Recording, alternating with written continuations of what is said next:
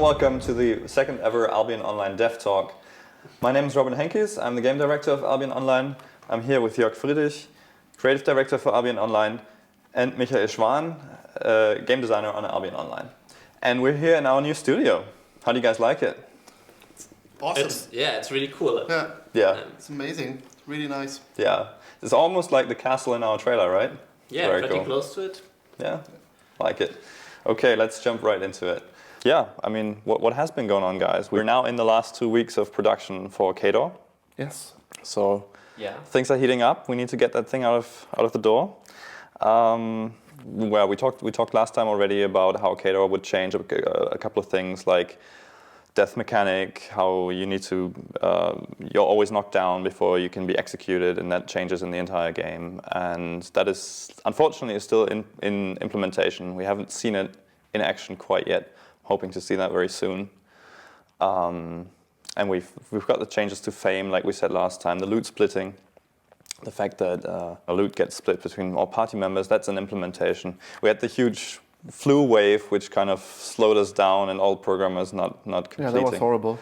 Yeah, but I'm hoping we can see that in action pretty soon. We can go into testing, but yeah, maybe you can tell us a little bit about the bigger things or the big content production things that have been going on. Yeah, I mean, I have been busy with the Heretics. The Heretics are the first enemies in the game that players gonna meet. So new players always find Heretics first. They also take an important role in the lore, in the book, if you might have read yes. Landfall. You can get the Albion Online novel, very first novel by Peter Newman. And it's pretty good. Yeah, it's very cool. Yeah. Anyhow, and the Heretics are, as I said, they are our first enemies, the first real mobs that you meet, and they are our first faction, and they are also going to be the first dungeons that players going to experience. And because of that, we mainly focused on solo and small group dungeons, because from our observations of the game, what players are going to do is basically in the beginning, they mainly play alone, right, or in small groups, and they are not really into getting bigger groups together. So we wanted to cater to these people, that they actually have awesome content. And they are our first, or my third dungeon rework, right? We did the Keeper first, and then we did the Undead. And what happens when you do that a couple of times, you get into some kind of routine, right? We started with Heretics. It's like, okay, guys, we know how we do it. We build our templates to create the dungeons from. We create group dungeons. We create the sandbox dungeons. We create the gateways. But what we didn't take into account right away was actually, hey, but these are really the first dungeons that we have in the game, and they're mainly catering to players that might play it alone. So Bersilak jumped in, and I think I'm happy he did, because I'm like, hey, this needs to rock. This needs to be the best experience that you can have, that we have in the game, right? We need to actually pull everything together and get it really awesome.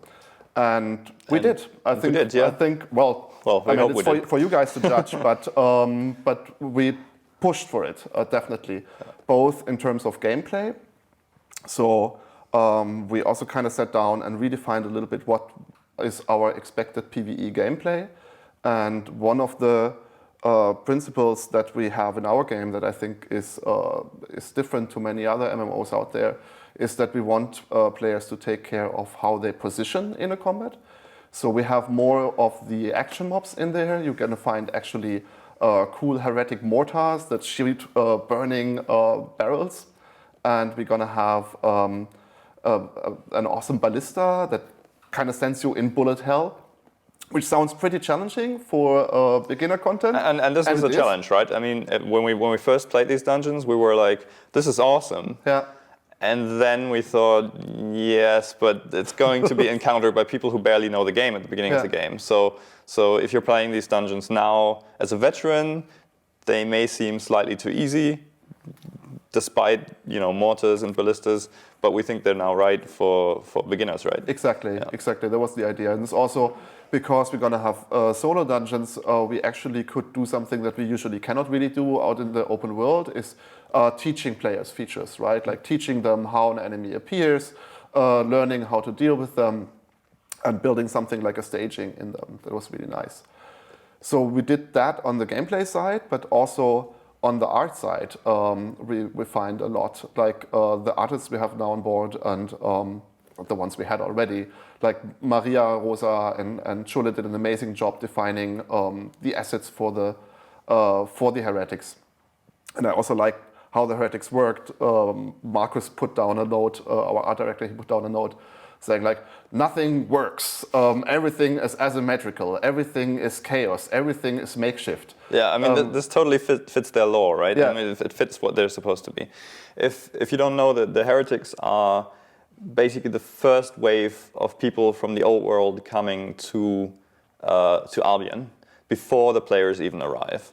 And they can't quite cope with Albion. Albion kind of breaks their mind, right? It destroys their sanity.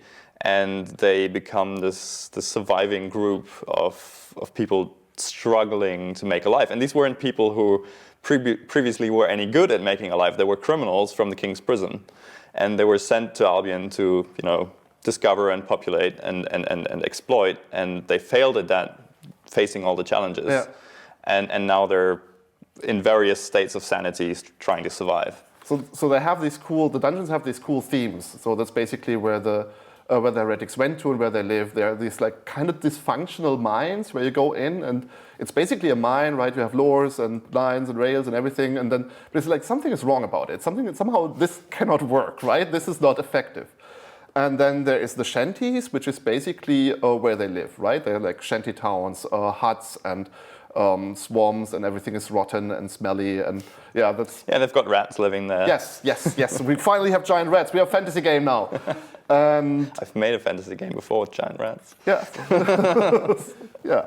So anyhow, that's what we did there. And on the art side, because that was also pretty challenging on the art side, we did something that we always wanted to do, and we finally found the time and also the right amount of people to actually look into this, is basically building our art or some of our art exclusively for PC, right? So we actually have content that is too awesome for mobile. Yes, I mean, this was the problem we faced, right? I mean, suddenly we made these dungeons, they looked awesome, and suddenly we had twice or three times as many. 7 frames on a phone. 7 frames on a phone. Well, phones we don't officially support anyway, but even on tablets we had problems. Yeah. But and this was because suddenly the dungeons had 2 or 3 times the polygons that we're supposed to have. True, but that was kind of intended, right? Because we wanted to actually build up an art pipeline, and we do have that now, where we reduce poly count for mobile, where we have actually some layers of the backgrounds, let's say, that exclusively are on PC. So on PC you actually have really nicer visuals and higher fidelity, and you have more background and higher resolution assets than you have on mobile. Yeah. And I think that's okay, because I mean, it still looks stunning on mobile, right? But it allows people with better equipment to actually have a prettier game. Yeah, and it fits in with our general strategy for the PC that we don't want the PC to be held back. Exactly. By mobiles. Yes, exactly. So yeah, what else goes going on with the Heretics? Right, we have new bosses, obviously. One is actually, he's called Gibson. He's a character from the game. Yeah. And he's a pretty tough guy. And he has a helper called Stooge, who actually runs around and is healing him. I don't want to spoil too much, but is a pretty tough guy. The other one that I really like is the Overseer. I think we showed him last time already, but we're going to show more of him. Mm-hmm. Yeah. Can you explain a little bit what the Overseer does? The Overseer is basically, he lives in the mines, and he's basically overseeing all those poor little mine workers that we also have. It's a new trash mob guy. It's basically the mine worker is working so hard by not very effectively collecting stones that he usually doesn't pay attention to the players. Which you can actually pick up, right? If you kill him, you can... Yeah, you kill him, you get his stone. So it's basically a new resource source. It's only tier 1 stone. Yeah, true. But anyway. Considering the high prices on the market right now, that could be pretty good. Totally worth it. Yeah.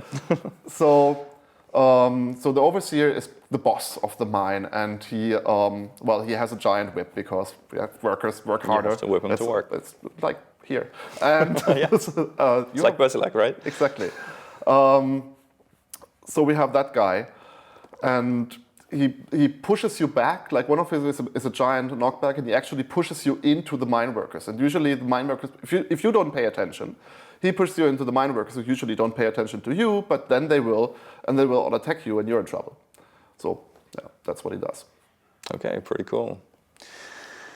Yeah, I mean the Heretic dungeon I think really push some ideas we've been working on for a while now, and we've been trying to develop how we can get this ground-based gameplay, this avoidance gameplay where you have to avoid a lot of attacks that are incoming, how we can get that into the game, and the Heretics really push that forward. Yeah.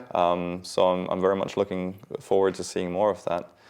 Did you play the dungeons? Yeah, it looked really fun, and I also really like that you have this repositioning and this more reactive gameplay that we really want to force also with PvP, and I think it's a good introduction to that. I really like it, and I also like bullet hell games, so I like the hint to this genre. Yeah, you feel at home there. Yeah, I feel at home. Okay, maybe this is the right time to introduce you and what you do. Yeah, I'm Michael. I'm working on the PvP side of Albion Online. I'm the game designer mainly responsible for it. I'm implementing the spells and balancing the spells and the player items. And today I'm going to talk about the armor rework. Exactly, yeah. So one big part of Kador is also that we are reworking the armor significantly. Yeah, why don't you tell us what that is about? So we were really happy with the combat roles we had already, the light, medium, heavy, giving each player a distinct role and really makes your playstyle different. That was really cool, really liked that. But where we're not really very happy with is the readability, because we had the light, medium, heavy, and on top of that we had already also the material it's crafted from. So we had heavy plate, heavy leather, heavy cloth, and that was kind of confusing because is a heavy cloth armor more tanky than a medium plate, or which one has more physical resistance, and that was not really easy to read. So we decided to rework that and say like every light armor is now always cloth, and every heavy armor is always plate, and every medium is always leather, which is way more clear from the communication point of view. And we still keep the amount of armors in the game, but then there will be 3 sub-roles of cloth, leather, and plate of each. And this is the other aspect we wanted to push, is that we increase the variety of builds. Because before we felt like, okay, we have this distinct roles now, but inside of a role there's not that much variation in your possibilities for a valid build that you can play. And now you have, if you play a tank or a medium guy, you have a lot of subcategories with a lot of new spells. So each armor type has at least one unique spell that is for chest piece, helmets, and boots. Okay, so to sum this up, what we've done is we've gotten rid of the notion that there is a heavy armor that is a heavy armor that is cloth. We now only have cloth armors which are always light, and we have heavy armors which are always plate, and medium armors are always leather. And then to keep the variety, we've introduced subtypes of these armors. Okay. Yeah. Can you give us an example what I can do with one of these subtypes? So one of the subtypes is a leather assassin armor. That is, it is a medium armor, but it gives you more damage than the regular medium armor. So you can play a heavy damage dealer with medium, so you get the additional 5 or 10% extra damage, and lose a bit of your tankiness, but you are not as squishy as a light armor user, so you don't insta-die if you run into an enemy group. So you can take a couple of hits, you're still squishy a bit, but you deal a lot of damage. And also with this armor comes a unique spell that's only available on that armor set, and that is, in this case, it's the ambush spell. It's an invisibility spell. You go invisible, and while you're invisible, you charge up a damage buff that goes stronger the longer you stay invisible. And if you, for the first attack, you come out of invisibility, you deal a lot of damage, extra damage. And a really cool thing with the ambush spell is it is not cancelled by damage. So if you have a dot on yourself, you can still go invisible and stay invisible. You will be damaged, so the enemies will try to throw their AoEs at you and everything, but you stay invisible. And so it's kind of risk versus reward how long you want to stay invisible to catch up to the enemies, because they will try to run away from you.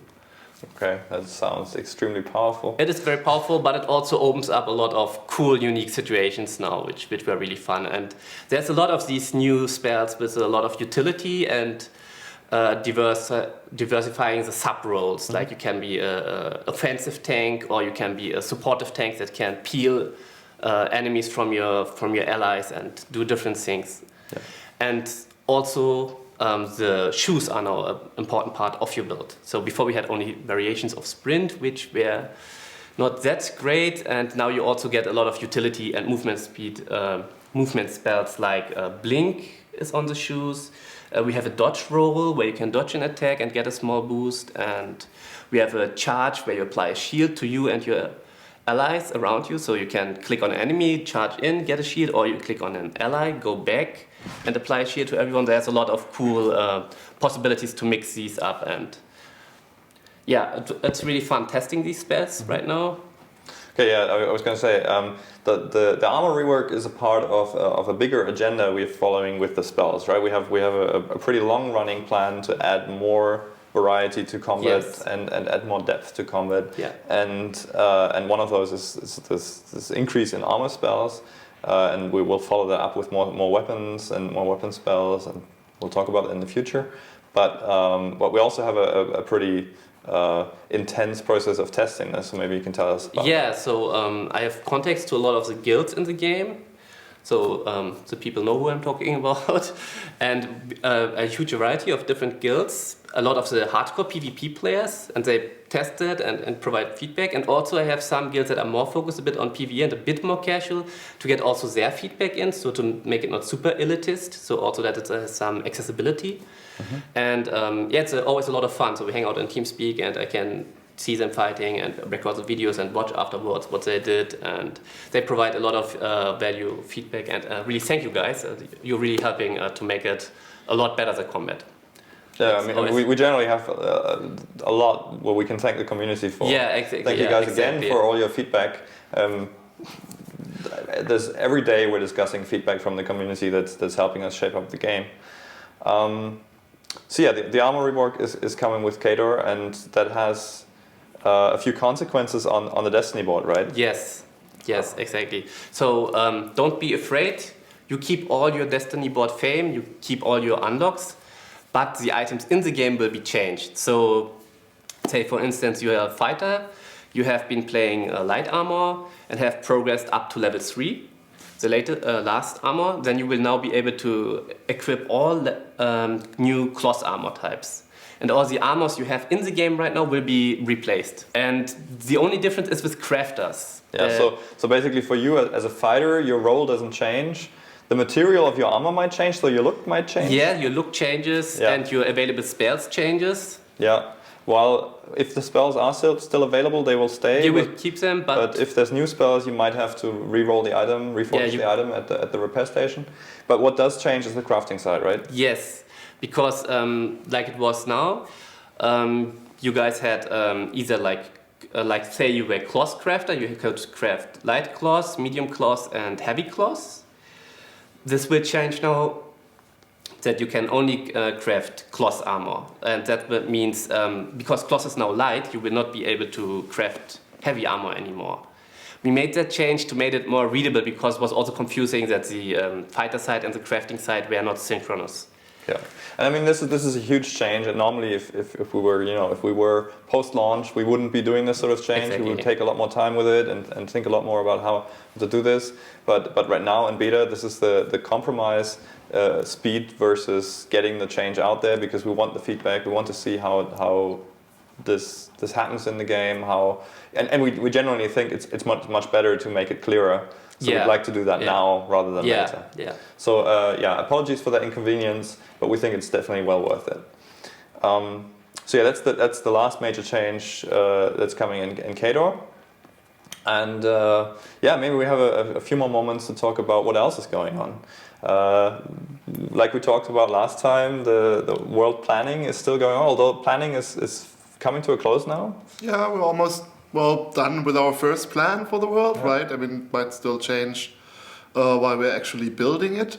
Yeah, I mean, planning the world is actually so complicated and so such a large task that we had we had to sort of customize a tool for it so that we can actually do this efficiently. Yeah, that's what we did, right? For the last week, pretty much. And but with Cador coming to an end, we're gonna start very soon working on our first biome. I'm really excited about that.